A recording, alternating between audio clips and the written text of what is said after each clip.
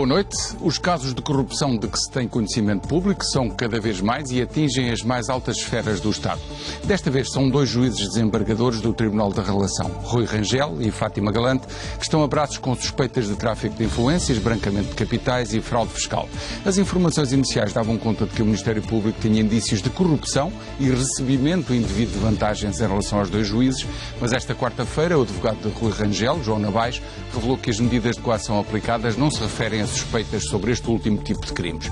Estão, no entanto, ambos suspensos de funções dos cargos de juízes desembargadores da Relação e sujeitos a termo de identidade e residência. Mas o processo Lex, que tem pelo menos 13 arguídos, envolve outros suspeitos de corrupção. Estão envolvidos os nomes de Luís Filipe Vieira, presidente do Benfica, do vice-presidente do clube Fernando Tavares e de dois advogados, entre outros. Embora já tenha havido outros casos, esta é a primeira vez que altos cargos da Justiça são envolvidos em suspeitas de tráfico de influências num processo que envolve também o presidente do maior clube de futebol do país, pelo menos a julgar pelo número de associados. Estaremos perante um caso de que não se pode extrapolar, ou depois do caso Vistos Gold, que envolve o ex-ministro da Administração Interna, Miguel Macedo, do mega processo Operação Marquês, que envolve José Sócrates, Ricardo Salgado, Zé Nalbava, Henrique Granadeiro e outras figuras que faziam parte da elite da política e da gestão, estaremos ou não perante um conjunto de graves indícios de corrupção generalizada nas mais altas esferas do país. A estes processos mediáticos somam-se muitos outros que envolvem suspeitas de corrupção em mercados de eletricidade, em cantinas de militares, esquemas de fraude com médicos, laboratórios e farmácias, suspeitas de corrupção em escolas de condução, administradores judiciais suspeitos de descapitalizar empresas para vender os ativos aos amigos por um bom preço, etc, etc, etc. São temas mais que suficientes para a conversa e para o debate com António Ventinhas, presidente do Sindicato dos Magistrados do Ministério Público, Henrique Neto, empresário e investidor, ex-deputado à Assembleia da República, Paulo Ralha, presidente do Sindicato dos Trabalhadores dos Impostos e também Tiago Caiado Guerreiro, fiscalista, advogado de negócios. Meus senhores, muito boa noite, obrigado por terem vindo. Mas, por si, Henrique Neto, isto é preocupante ver o coração da justiça atingido com estas suspeitas ou apenas um caso isolado que não se pode extrapolar? Não, é evidente que é preocupante e não é um caso isolado. Como disse, são políticos, autarcas, ministros, gente do futebol, empresários, banqueiros. Portanto, podemos dizer com algum rigor que são os mais diversos setores da sociedade que, enfim, estão, pelo menos, uns acusados e os outros sob suspeita. E, portanto, podemos dizer que Portugal tem um problema grave de corrupção. Daquilo que conhece e acompanhou bem a vida pública nas últimas décadas, daquilo que conhece, ficou pior agora? Ou agora não, conhece mais um fenómeno que sempre existiu? Eu ia exatamente dizer isso. Todavia, a minha posição, ou pelo menos o meu pensamento, é positivo. É positivo porque durante muitos anos sabia-se, enfim, a voz do povo era clara sobre muitos indícios conhecidos. Tivemos até um acontecimento que eu reputo histórico, que foi um ex-primeiro-ministro que apresentou um livro num acontecimento, repito, absolutamente histórico, em que estava um ex-ministro, que hoje se sabe, enfim, que é corrupto, um ex-presidente da República, neste caso do Brasil, que também penso que não há grandes dúvidas, até porque já foi condenado, que era corrupto, e na primeira fila da assistência estava ao topo da hierarquia da Justiça, o Procurador-Geral da República e o Presidente do Supremo Tribunal de Justiça. Pinto Monteiro e Noronha do Nascimento. Exato. Hoje penso eu, apesar de tudo, que isso é impensável. Ou seja, a Justiça evoluiu, está melhor e os resultados estão claramente à vista e a minha interpretação é de que muitos dos ataques e das críticas que ultimamente têm sido feitas à Justiça, e nomeadamente à Procuradoria-Geral da República, revelam alguma má consciência de muitas pessoas que fazem críticas, que não fizeram no passado, diga-se, e por isso tem que ter uma leitura, E também, porque não, muita gente que está a tentar pôr as barbas no molho, porque não sabe o que pode acontecer no futuro. E uma terceira categoria, que são os próprios advogados dos suspeitos, que decidem dizer que a justiça não funciona para tentar, entre aspas, safar o seu constituinte. Mas essa é a parte mais compreensível, porque a profissão deles e o objetivo da sua profissão é tentar, enfim, de alguma forma defender-os, nem sempre da melhor, na ótica, mas pronto. Mas tem que compreender dizendo isso. que a justiça não funciona, quer dizer, é agora, o caminho mais complicado. Evidente, mas também temos que dizer uma coisa.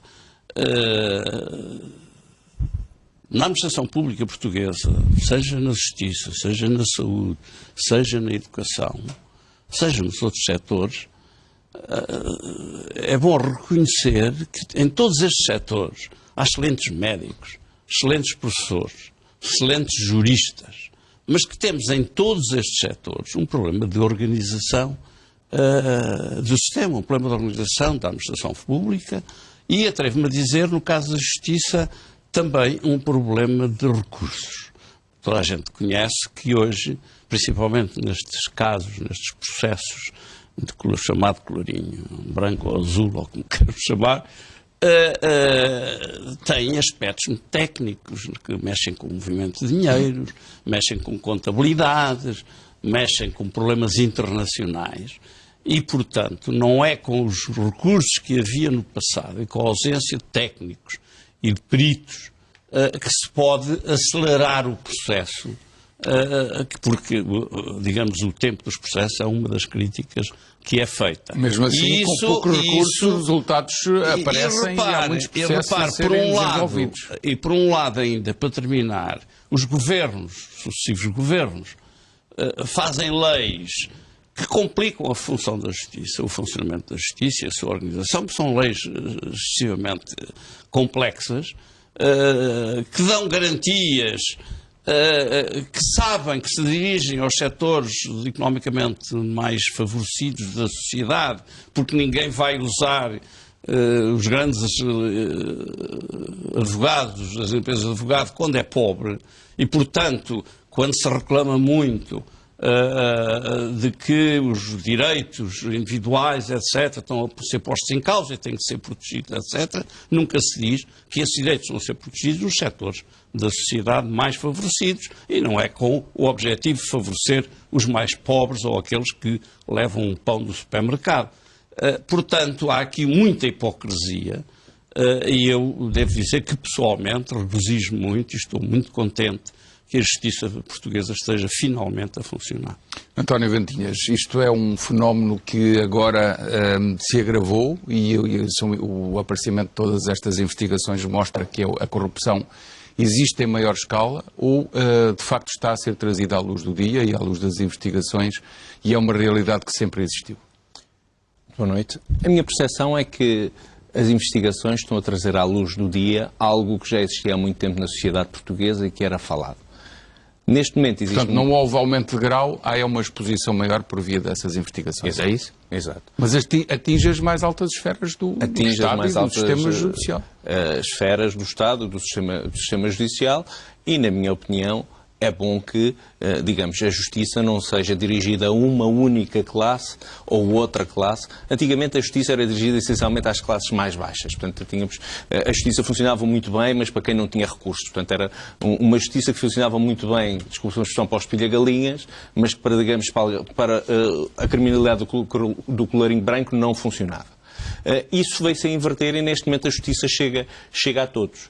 E, designadamente, os casos de magistrados que falou, a justiça também, além de ter chegado à classe política, de futebol, dos banqueiros, dos altos funcionários públicos, autarcas, etc., chegou a si própria, investiga-se a si própria também. Ou seja, o que demonstra que não é uma justiça dirigida a um grupo específico, não é uma justiça dirigida, como alguns querem fazer crer, a decapitar a classe política ou a classe financeira, mas é uma justiça que investiga onde existem indícios da prática de crimes e portanto, se existem indícios ou suspeitas, o Ministério Público investiga. Neste caso são os juízes desembargadores, mas o próprio Orlando Figueira, exato. Magistrado do Ministério Público, também... Exato, também. Aliás, foi acusado e está a ser julgado neste momento.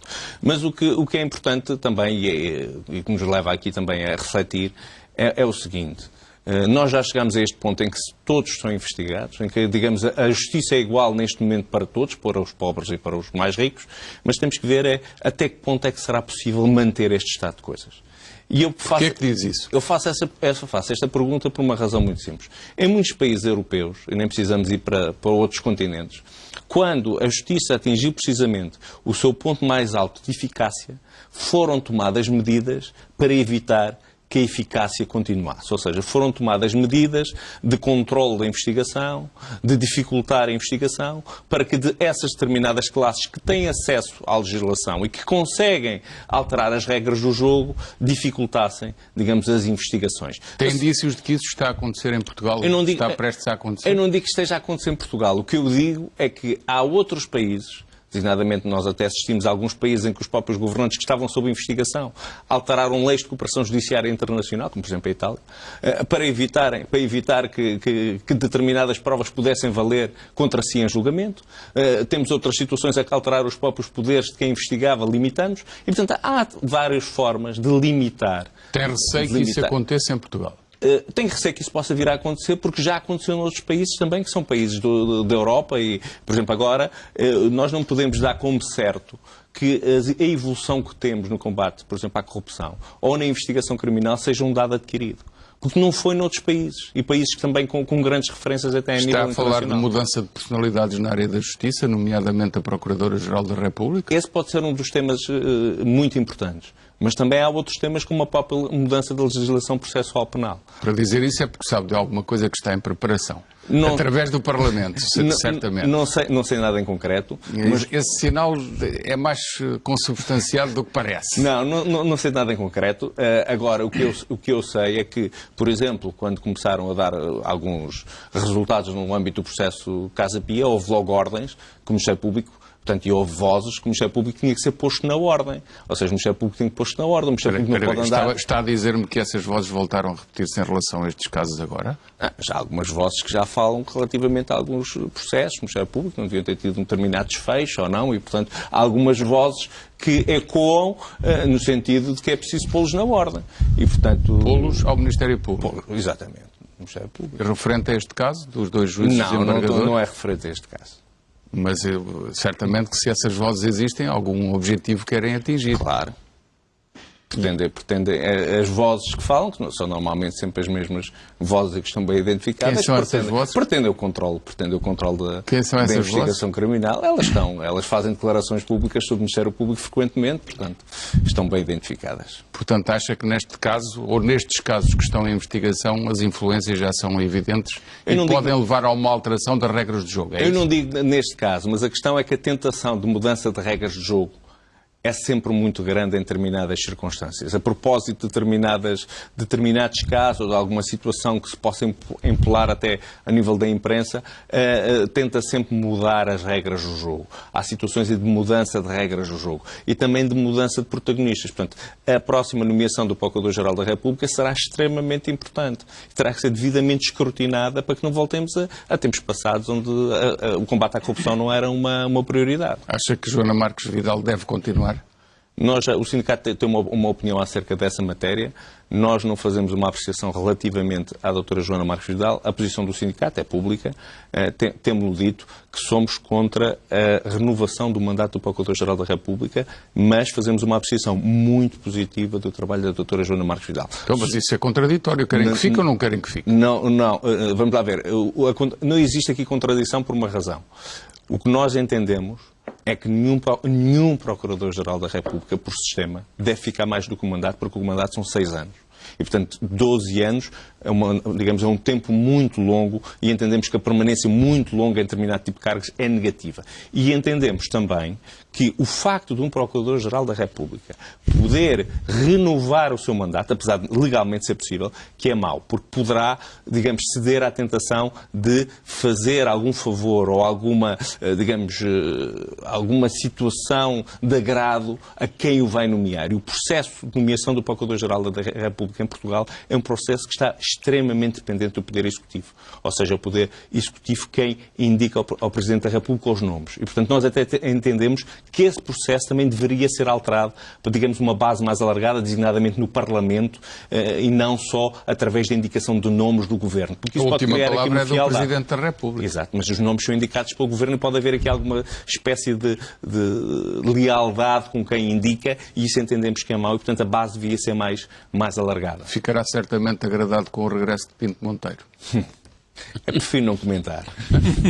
Prefere? E eu prefiro voltar a fazer a pergunta. Ficará agradado com o regresso de Pinto Monteiro? Acho que o Dr. Pinto Monteiro, os magistrados fizeram uma avaliação muito negativa do seu trabalho. Portanto, o sindicato é conhecido, as posições que teve relativamente à prestação do Dr. Pinto Monteiro. Portanto, não, acho que as posições são públicas e conhecidas. Aliás, tivemos confrontos, eu estava na direção do sindicato na altura com o Dr. João Palma e com o Dr. Rui Cardoso, estávamos os três na mesma direção, era presidente do Dr. João Palma, e tivemos embates muito duros com o Dr. Pinto Monteiro, porque entendemos duas coisas. Entendemos que o rumo do Ministério Público não era o rumo correto e entendemos que o rumo do TSIAP também não era o rumo correto. Portanto, foram duas batalhas que travámos fortemente na altura. Muitas pessoas não nos compreenderam bem na altura, não percebiam porquê destas guerras intestinas dentro do Ministério Público. Hoje talvez compreendam melhor qual a razão, porque o sindicato tomou a posição de fratura que teve com a Procuradoria-Geral da República na altura. Andámos muitas vezes, digamos, a pregar aqui um bocado no deserto sozinhos, porque muitas vezes ninguém percebia, mas nós estávamos dentro da casa e percebíamos o que se estava a passar e sabíamos que tínhamos que dizer alguma coisa. Sentiu pressões para atrasar processos? Não, nunca senti pressões para atrasar processos. Nunca senti pressões para atrasar processos. Uma razão existe para esse capital de queixa. Não, o capital de queixa tinha a ver com outras situações de funcionamento do Ministério Público.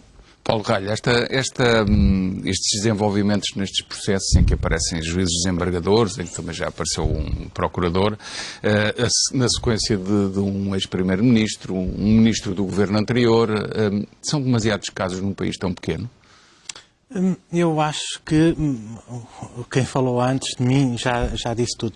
Acho que há de facto uma ação do Ministério Público muito mais positiva, ou seja, há uma posição completamente diferente. Eu não sei se deve a uma onda de procuradores mais novos que tenham entrado no Ministério, na magistratura, mas alguma coisa se passou de facto porque eu julgo que os casos de corrupção já existiam no passado. Era a miúdo falar-se disso nos corredores da Assembleia da República, nos corredores cá fora entre colegas, etc, etc. Ou seja, isto não era uma situação nova. O que é novo é haver, desta vez, indícios que estão a ser investigados e também pessoas que estão a ser acusadas em função desses indícios. Isto é que é novo. Agora, para que esta situação não caia de balde no vazio, é preciso que haja fruto, ou seja, é preciso que haja no final de todos estes processos, haja de facto alguma coisa de concreto. Porque com os indícios que chegam cá fora, com os meios de comunicação social, as escutas que muitas vezes são tornadas públicas, todo este rol de informação que chega ao público, se depois não dá em nada, a justiça pode cair no descrédito. E há também aqui um fator que eu acho que é importante. Aliás, dois fatores que eu acho que são relevantes. O primeiro é que muita desta investigação é suportada também noutros órgãos de polícia criminal. E no nosso caso, por exemplo, na Operação Marquês, foi fundamental a Autoridade Tributária e Aduaneira. E nesse capítulo é de reforçar as competências desses outros órgãos, nomeadamente da Autoridade Tributária e a Autoridade Tributária e Aduaneira, porque é aí que reside o grande manancial de recursos humanos para fazer investigação, por exemplo, da grande fraude ao nível das finanças, da grande fraude ao nível bancário, do pedido de informações a outros Estados-membros e da investigação sobre esses Estados, e é isso tudo um manancial de informação que é vital para que estas investigações tenham um bom curso e que o Ministério Público depois faça o seu trabalho de uma forma muito mais plena. Isso é um fator que eu acho que é importante, o reforço das competências de outros órgãos de polícia criminal, nomeadamente da Autoridade Tributária e Aduaneira. E outro fator que eu acho que é importante relevar neste contexto é que às vezes caem-se em excessos. E eu julgo que, por exemplo, aquela situação dos bilhetes do jogo de futebol para que serviu para indiciar, ou pelo menos para chamuscar o nome do atual Ministro das Finanças, acho que é qualquer coisa que deve ser evitado. Porquê? Porque não só a nível interno, como a nível externo, serviu de pretexto para pôr em causa a credibilidade de um homem, e estamos a falar de 2 bilhetes para um jogo de futebol, ou seja, não se pode cair nem no 8 nem no 80. Há aqui que manter um equilíbrio, até para que a própria Justiça também não saia de certa forma, penalizada em termos de credibilidade por estas situações. Eu já ia a esse caso em concreto, até porque gostaria de perguntar a António Ventinhas o que é que achou da atitude que houve na abertura da investigação e depois naquele fecho muito rápido, mas se me permite, só para fechar a ronda, ainda em relação a uma vertente do processo que está a ser investigado, está envolvido, ou pelo menos há indícios, do envolvimento do presidente do maior clube de futebol do país, a medir pelo número de sócios. Tenho sempre que sublinhar, senão ainda acham que eu estou a dizer que é o maior e alguém que achará que não é. Isto é a medir pelo número de sócios, pelo menos o número oficial. Este caso envolverá também aquilo que é um tráfico de influências ou suspeitas de corrupção, porque alguém achou que era possível, através de alguém que está no sistema de justiça, alterar decisões do aparelho ou do sistema fiscal, portanto da autoridade tributária, e nomeadamente casos já em tribunal tributário. Isso é possível de se conseguir? A situação, eu acho que não está a ser mal transposta em termos públicos. Então, porquê é que diz esta isso? situação específica trata-se de uma isenção que é dada pela autarquia. Ou seja, no âmbito... No caso de IMI para uma empresa que trabalha no setor imobiliário, é isso? Sim, para o caso do restauro. O que estamos a falar ali é de restauro de um imóvel no centro de uma cidade, Certo. considerado centro histórico, etc. É nesse contexto que isto deve ser visto. E nesse contexto quem tem a competência para dar os parâmetros da isenção é a autarquia.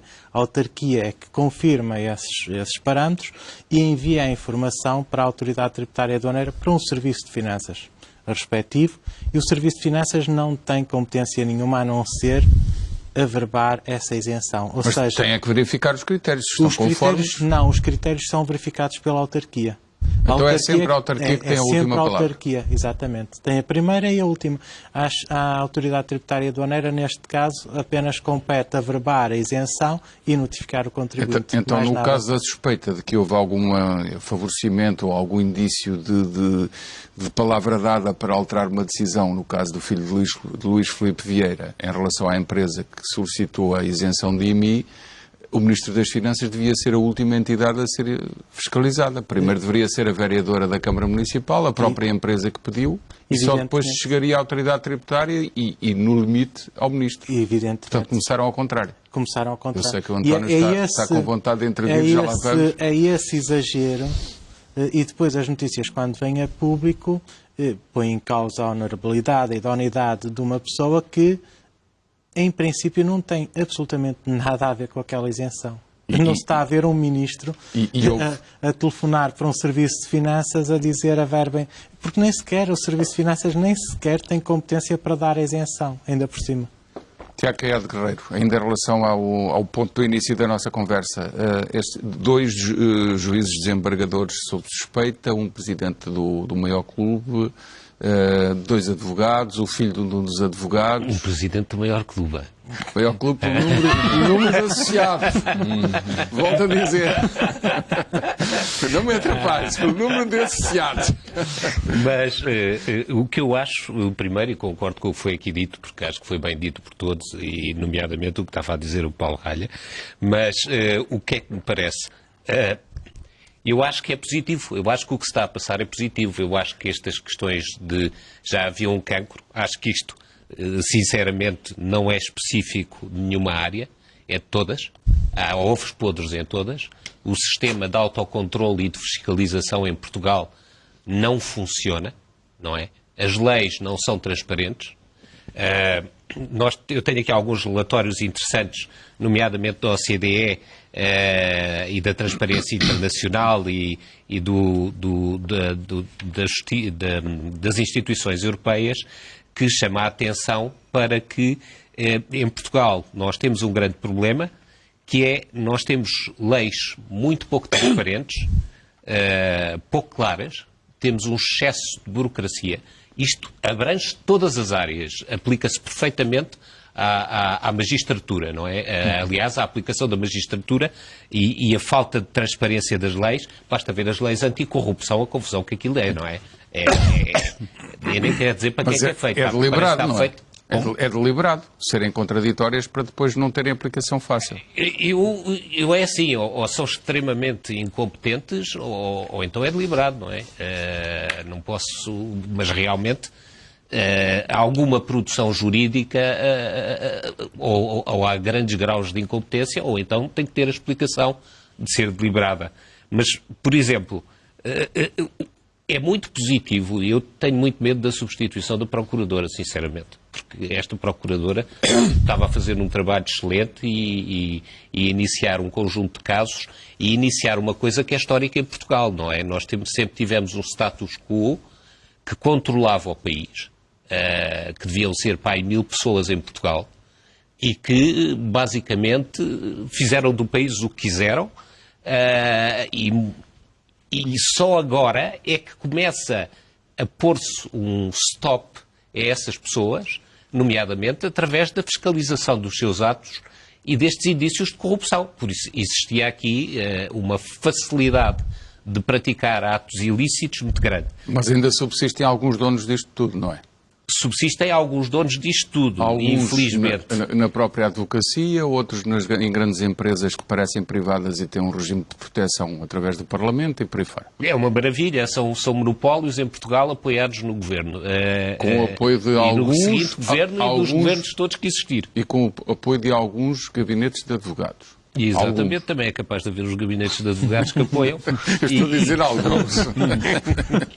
Nomeadamente de senhores que nunca estão em processo nenhum e depois estão em todos os processos. Pois, e que fazem a privatização e representam também, às vezes, o comprador do setor privado também. E estão ligados também à produção legislativa ao mesmo tempo. Também, que aparecem nas Assembleias Gerais da ANA e depois aparecem fazem assim coisas verdadeiramente extraordinárias sem existir conflito de interesse. Pronto. E depois tem amigos que fazem os decretos da concessão e depois fazem a privatização, depois ficam nas empresas, depois passam para o outro lado que gera no mesmo setor, por aí fora. Estão em todos os lados. É uma maravilha. É como aqueles detergentes que dá para lavar as mãos, lavam a roupa, pode transformar num batido e é bebível, quer dizer, aquilo faz tudo e mais alguma coisa. Mas é realmente uma situação grave. Mas depois também temos aqui algumas causas e, como sempre, nós não gostamos de ir às causas. Uma das coisas que acontece e que as pessoas dos sindicatos não podem dizer é que, a nível da OCDE, a nível dos relatórios da União Europeia, etc., há uma coisa que é sempre falada, não que é falada, mas que é muito problemática. As pessoas com elevada formação em Portugal, nomeadamente nos órgãos de soberania, nos médicos, nas mais diversas áreas, têm salários extremamente baixos. E isto é uma das causas de corrupção que é analisada em todos os relatórios internacionais. E não são valorizados como profissionais na maior parte das coisas. Está bem, mas agora temos que... Ainda há bocado convidei-vos a sair do particular para o geral, agora peço para fazer ao contrário, que é a indução. Então, mas significa que um juiz desembargador ganha pouco? Ganha. Comparado a nível europeu, aliás, isso está nos relatórios, não é? Ganham muito pouco, e até lhe posso dizer de casos de pessoas, por exemplo, os juízes, eu tirei o curso de Direito, conheço vários juízes, por exemplo, não podem vir para Lisboa porque não conseguem pagar uma casa e viver aqui em Lisboa, e que já podiam ter feito a transferência para o centro de Lisboa. Porque aconteceu uma coisa que é o seguinte, cada pessoa tem um voto, e então os partidos políticos o que fazem é, se cada um tem um voto, vamos... ou contratar mais gente para a administração pública ou aumentar os salários dessas pessoas que ganham menos e nunca aumentam os salários da minoria que tem mais qualificações. E isto... Já estamos a discutir um modelo de sociedade neste momento. Não é modelo de sociedade. Isto está no relatório European Network of Councils, está no relatório da OCDE, está no relatório da transparência, da Organização da Transparência Internacional, está sempre. Depois há outra coisa que eles dizem, é que tem que existir uma fiscalização, e essa fiscalização tem que ser autofiscalização, mas tem que ser uma auditoria também externa, não é? E até há uma coisa, a informatização da justiça, que houve muita gente que se resistiu, pode permitir, por exemplo, que o número de decisões, por exemplo, que o juiz dá, se der sempre o juiz numa decisão no favor de uma determinada empresa, isso pode ser verificado através de sistemas informáticos. Isso são logo indícios que os sistemas de auditoria, de software, por exemplo, as finanças têm um sistema sofisticado. Se criassem um sistema assim para a justiça, e para a justiça, para as várias áreas, podiam descobrir muito mais facilmente os casos de corrupção. Mas, se me permites, Tiago, e se me permite, já existe o CAAD, o Centro de Arbitragem, não tem a estatística tão objetiva, mas quem recorre à arbitragem sabe que determinado juiz ou determinado júri tem uma propensão nos casos do tipo X para ter este tipo de sentença. E então o que é que acontece? Há uma inversão. Quem recorre à arbitragem, o privado que recorre à arbitragem, vai pedir para ser aquele juiz que ele sabe à partida que a probabilidade de decidir a favor da sua causa é muito grande. É por isso. Ou seja, isso aí são disfunções do sistema. Não é arbitragem. A arbitragem é fora do sistema judicial. É fora do sistema. Aliás, está-se neste momento a discutir se há reforço ou não há reforço da arbitragem, se há reforço ou não há reforço dos tribunais fiscais e administrativos. Mas a arbitragem tem esse problema, não é? É por isso que a justiça tem que ser competitiva e tem que ser célere. Não é? Porque a arbitragem também tem problemas. Em todos os sítios há ovos podres. Por isso a justiça tem que ser eficaz e o ser mais eficaz agora a torna mais competitiva. Tem que ser mais célere também para as pessoas e empresas poderem pôr os processos. Henrique Neto, é possível quantificar o sobrecusto que os empresários que querem trabalhar com clareza, com concorrência leal e que não querem pagar esquemas de corrupção têm que suportar como sobrecusto na sua atividade? Bom, não faço ideia qual será esse custo, como é evidente. Mas há um custo e provavelmente o maior custo será até de empresas internacionais atenderem ao mau nome que a justiça portuguesa tem em termos do tempo de decisão. É natural. Esse é um custo económico objetivo. É um custo económico objetivo. O investimento estrangeiro em Portugal tem sido muito baixo, muito mais baixo do que eu penso, do que seria possível se a justiça fosse mais célere. Mas eu acho também muito incorreto passar a vida a dizer que a justiça é muito lenta e condenar a justiça por isso. Porque existem aqui problemas políticos. E eu voltava à questão do ex-ministro das Finanças, do ministro das Finanças, atual ministro das Finanças. Eu acho que houve um enorme aproveitamento daquele caso com muita hipocrisia, sem grande critério. Em primeiro lugar, porque um ministro das Finanças, ainda por cima que vai concorrer a um lugar internacional, não se deveria pedir bilhetes para um jogo de futebol para ficar na banca. Eu sempre achei, em determinada altura, cheguei a dizer isso a um Presidente da República, com quem eu tinha alguma intimidade, que não compreendia a razão porque é que ele aparecia na tribuna a ver jogos de futebol. Porque, qual era o clube? Por acaso era o Sporting, mas havia indireta. Mas, porque eu dizia-lhe, e uma vez lhe disse, amanhã o senhor não sabe, conhecendo os presidentes dos clubes, o meio em que eles vivem, o ambiente em que vivem, o grau de competitividade que existe naqueles setores, você ao lado dele arrisca-se a qualquer dia a ser conectado com acontecimentos do futebol que não o prestigiam. Ora, isto é verdade para um Presidente da República, é verdade para um Ministro das Finanças. Portanto, Mário Centeno não devia ter pedido os bilhetes. Não tem desculpa, nomeadamente, candidato a um cargo internacional na altura. Não tem desculpa nenhuma por ter... é uma questão ética de pedir bilhetes de futebol. Por outro lado, mais duas coisas relevantes nesse aspecto. Por outro lado, a Procuradoria-Geral da República recebeu uma acusação. E é evidente que se recebeu uma acusação tinha que investigar. E investigar é ir aos sítios que achou que devia ir para fazer essa investigação. Essa é que é a questão. Porque é que não foi primeiro a vereadora da Câmara Municipal de Lisboa e a empresa que pediu Eu não sei. Não foi investigar Agora, os computadores sei que dessas pessoas e foi logo aos computadores do chefe de gabinete. Ter arquivado o processo, porque passaria a ser arquivar um processo de alguém que era poderoso politicamente. Mas foi o que aconteceu. E, portanto, e bem, a Procuradoria-Geral da República fez aquilo que é realmente a autonomia. Que é, bom, se alguém acusou, investigue-se. E investigou-se.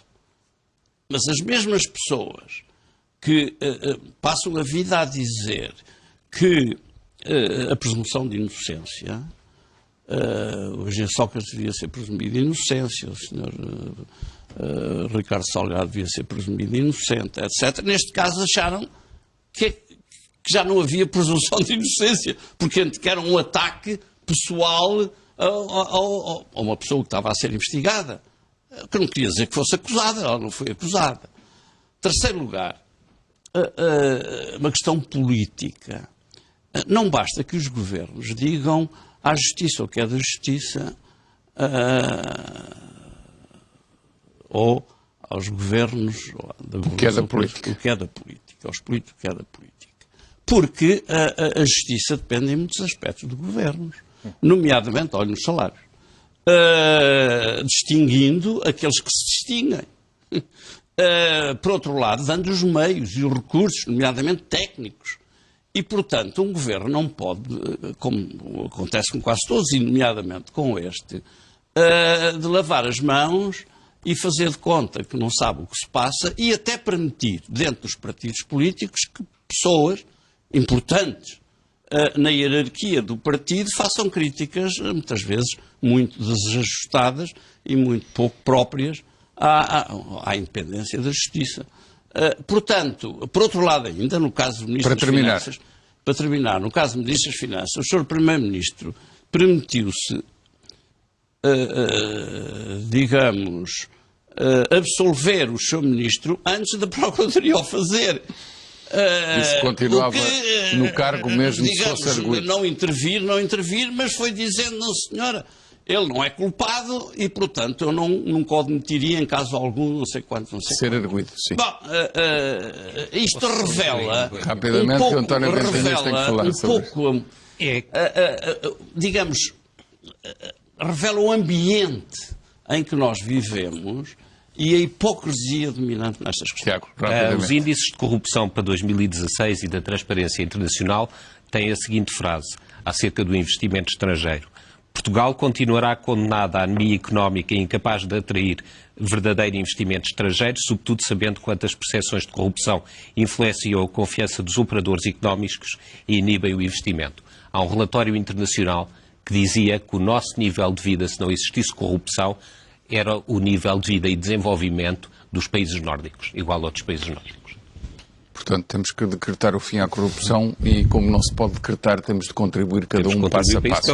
António Ventinhas, esta iniciativa do Ministério Público de abrir o inquérito à questão dos bilhetes para ir ao futebol por parte de Mário Centeno, para mim pareceu-me começar a casa pelo telhado, isto é, em lugar de irem à vereadora que decidiu, na Câmara Municipal de Lisboa, à empresa que pediu, verificar os computadores de um e do outro, depois fazer o percurso, passar eventualmente lá e até chegar ao Ministro, fizeram o contrário. Pareceu que foi para dar visibilidade ao caso e mais nada. Qual é a sua opinião? Relativamente a isso, não conheço o processo em concreto, portanto não quero comentar alguns aspectos particulares de algo que não... Mas agora é o Ministério Público que está aqui em causa. Agora não fuja à questão. Não, eu não fujo à questão, mas eu gostaria de pegar em dois aspectos muito importantes que o Dr. Tiago Guerreiro referiu, que são mesmo muito importantes, e que têm a ver com as questões remuneratórias e a importância que isso tem no desempenho da instituição. Só para lhe dar dois exemplos. O Dr. Tiago Guerreiro referiu da importância de uma inspeção, portanto, que afira efetivamente. O Ministério Público tem uma inspeção e o Conselho Superior do Ministério Público, da Magistratura, portanto, fazem uma certificação, digamos, com membros que não são só membros da organização, também são advogados, deputados, etc. E o Departamento Central da Investigação e Ação Penal é o departamento que faz a investigação dos grandes casos de corrupção em Portugal. Portanto, nós temos aqui duas questões paradigmáticas. O que é que nós verificamos hoje em dia? O Departamento Central de Investigação e Ação Penal não consegue atrair candidatos. Não consegue. Houve um concurso que atraiu um candidato. E porquê? Ninguém fora de Lisboa vem para o Departamento Central de Investigação e Ação Penal. Há excelentes procuradores por todo o país que não vêm. E não vêm por uma razão muito simples. Para vir para Lisboa implica pagar uma renda de casa ou algo em Lisboa, que essas pessoas terão que deixar a sua casa na zona de origem, e não há qualquer incentivo para vir para o Departamento Principal de Investigação da Corrupção em Portugal. Nós fizemos uma proposta no âmbito do Estatuto do Ministério Público para que fosse concedido, digamos, um subsídio especial para... valores comerciais? Para fomentar, digamos, a vinda de magistrados para concorrer ao Departamento Central de Investigação e Ação Penal, porque entendemos que o Departamento Central de Investigação e Ação Penal, como principal departamento de investigação da corrupção em Portugal, deve ter incentivos financeiros para poder captar os melhores. Para cobrir o valor da renda comercial. Exatamente. Portanto, isso foi rejeitado por parte do Ministério da Justiça. Nós fizemos essa proposta. Portanto, é um aspecto extremamente importante que impede que magistrados excelentes, alguns no norte do país, no centro, não venham para Lisboa e isso esteja limitado. Está bem, mas esse argumento pode ser usado por um funcionário público que ganha 1.000 euros e que está todos os dias a atender público e muitas vezes a ter que suportar o azedume de muita gente que se sente prejudicada no acesso ao estádio, e também 1.000 euros não permitem viver muito à vontade. Não, mas o que eu estou a dizer é que, não, sim senhora, e o que acontece muitas das vezes é que esses funcionários conformam-se a estar no seu sítio de origem, tal como os magistrados também acabam por não se deslocar. Mas quem é que perde? Não é aquele magistrado que não se deslocou, mas é o sistema de justiça e a sociedade que não conseguiu captar os melhores para a investigação criminal. Porque aquele magistrado, como não tem incentivos, não vem. Mas a sociedade, no seu geral, fica prejudicada porque não conseguiu captar os melhores no combate à corrupção. E aí fica prejudicada. E outro fator... Portanto, por exemplo, os que estão com um certo espírito de missão e muitas vezes em prejuízo do seu orçamento. Estão com um certo espírito de missão porque o magistrado, por exemplo, no Departamento Central de Investigação e Ação Penal, ganha o mesmo que noutros setores. E, portanto, estamos a falar de uma zona em que também estão respostas, tal como também os magistrados que estão nos grandes julgamentos, em que estão diariamente com grandes escritórios de advogados e que muitas vezes estão sozinhos a debater-se e também estão ali numa missão difícil. Agora, relativamente à outra questão da inspeção, por exemplo, outro problema que o Ministério Público tem é a dificuldade em captar inspectores, porque também as condições que lhes dão são muito más. Qual foi a solução que o Ministério da Justiça agora apresenta nesta proposta de orçamento que nós iremos emitir para a semana? Diminuir a remuneração dos inspectores. Portanto, se já não consegue captar o valor dos inspectores, se vai diminuir, ainda vamos ter menos inspectores para fazer a tal... Assim? O valor do pagamento aos inspectores. Aí tem um caso que pode ser o contra-ataque. Não sei se é o contra-ataque, mas o que se vê... É a via possível de fazer aquilo que eu não referi isso. O Dr. Tiago Guedes referiu dois aspectos importantes. E logo nesses dois aspectos importantes, o que eu estou aqui a transmitir é que não são dadas condições em dois aspectos essenciais da vida da instituição. Essa Portanto, é uma forma de reduzir a possibilidade de combater a corrupção. Muito bem. Dr. Paulo Ralho, em relação àquilo que é o acesso, e agora estou a falar de um aspecto até dos vários processos que estão aí em investigação, o acesso a dados fiscais que diz respeito a empresas, que diz respeito a decisões ou processos decisórios da própria administração tributária. À partida, somos levados a crer que há poucos funcionários que tocam no caso de cada um dos contribuintes e há alguns que muitas vezes tocam ou que, se tocarem e não houver uma razão objetiva, até podem ser alvo de processos disciplinares. Já aconteceu. Mas eu pergunto, toda a informação que está no sistema é segura e é só de acesso pelos funcionários da administração tributária ou alguém de fora pode ter acesso? Aparentemente não. Aparentemente não. Aparentemente não, porque fomos confrontados nos últimos dias com uma situação que passou despercebida durante 2 anos, que é a questão de uma aplicação chamada e-Fatura, uma aplicação que tem o nome de um programa oficial da Autoridade Tributária e Aduaneira, e nessa aplicação e-Fatura, que é privada, somos confrontados com os nossos dados fiscais, com os dados das compras, as faturas de todos nós, estão lá, é só inserir o nosso número de contribuinte e a senha e temos acesso às nossas faturas numa aplicação privada, mas uma aplicação que tem publicidade, e para termos acesso ao detalhe das nossas faturas, ou seja, se compramos o shampoo X ou Y, se compramos roupa interior XL ou S, está lá tudo. Mas para ter acesso a essa informação ainda temos que pagar. Ou seja, o que está aqui em causa é como é que a AT, sendo tão ciosa no controle, no acesso aos dados fiscais de todos nós, que até o próprio trabalhador, para aceder aos seus dados fiscais, tem que pedir autorização a outro colega do lado, como é que estes dados, que são o esbugalho completo da vida privada de todos os portugueses, aparecem numa aplicação privada. Ainda por cima, uma aplicação que tem publicidade e que, para o próprio contribuinte aceder ao detalhe das faturas que estão lá visíveis, tem que pagar mais, tem que ir para uma aplicação Pro. Ou seja, tudo isto é extremamente estranho e é completamente inusitado depois de toda a situação que foi disputada com a lista VIP. Mas essa aplicação, quem a gera pode ter acesso, para além daquilo que são as despesas e as faturas e os pormenores das faturas, pode ter acesso àquilo que são os agregados do imposto pago, do imposto devolvido, das contas do orçamento familiar? Na aplicação tem lá esses dados todos, por via estatística, está tudo bem detalhado. A grande no caso questão de cada agregado familiar. Exatamente. Então o gestor do sistema fica a saber de cada agregado familiar e usa a aplicação. Eu não sei se o gestor fica a saber.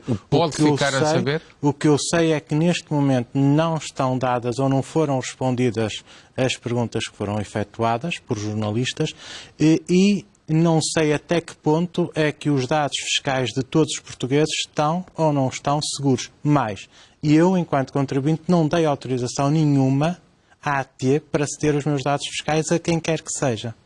Porque o que está ali é que os dados fiscais, independentemente de quem gera aquela aplicação, ter ou não ter autorização, teve que ter uma base de dados. E essa base de dados é a base da AT.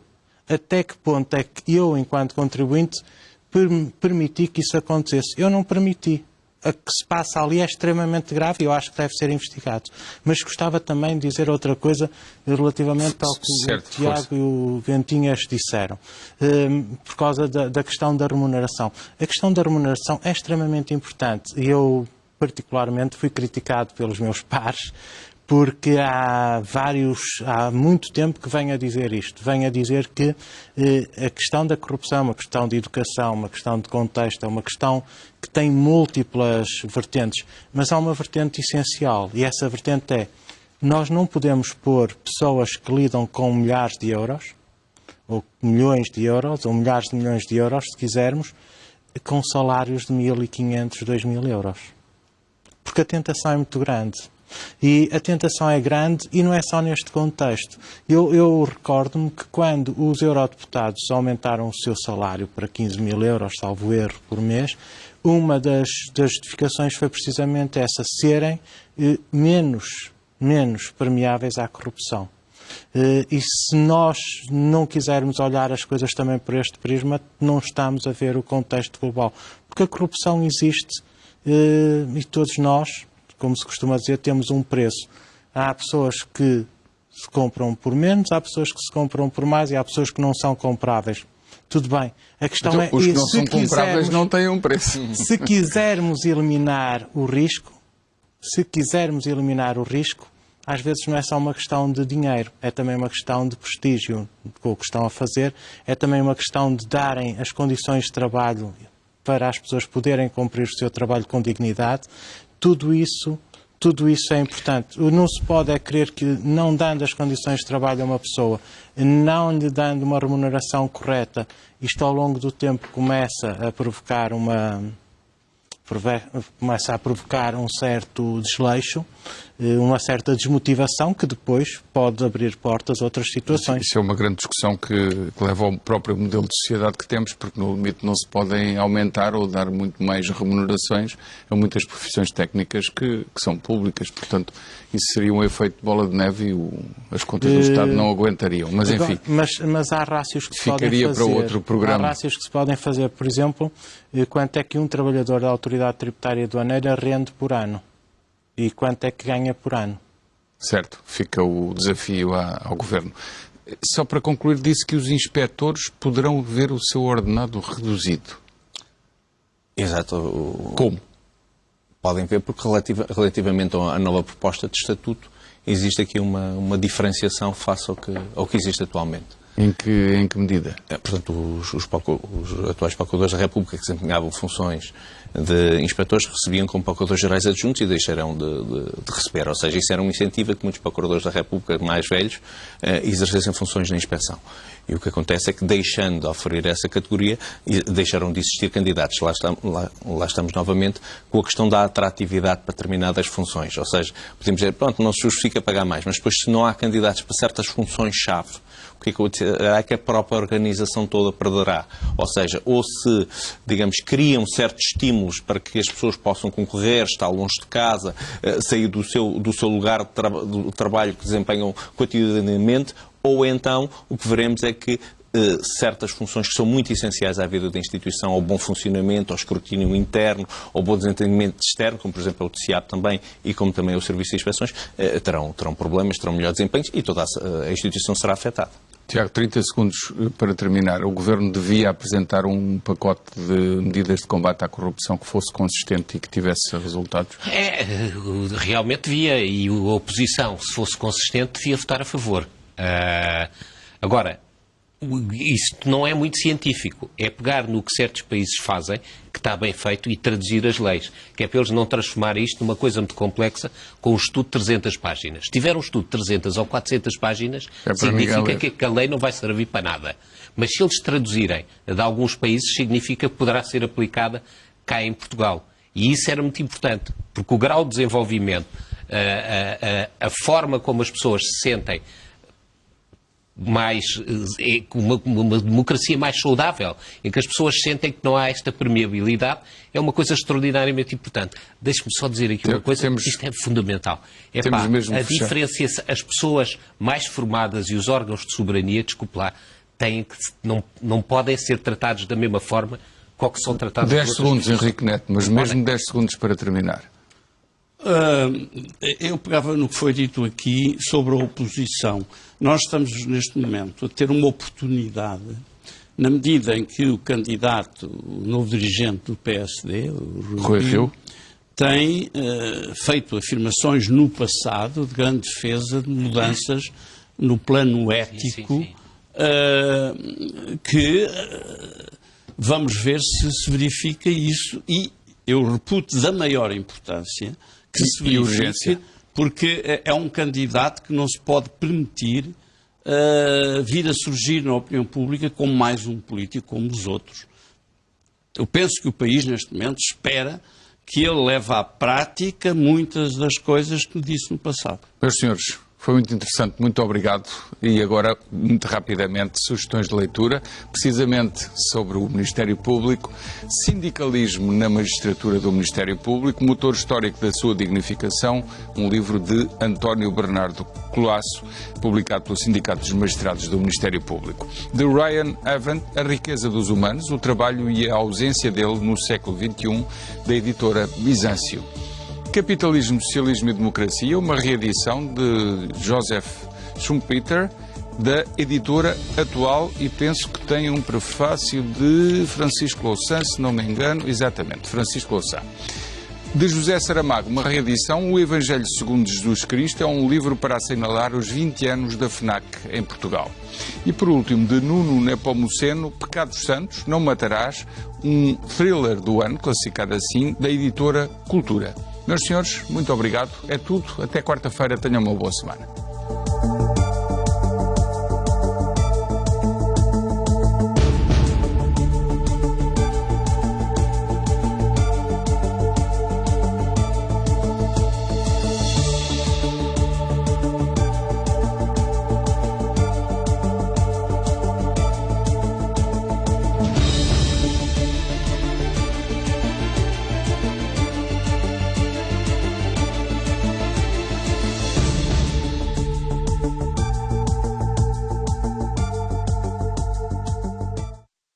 Este programa é patrocinado por Vasconstrói. Concilcar, a marca do seu automóvel. E Zertiv Consulting.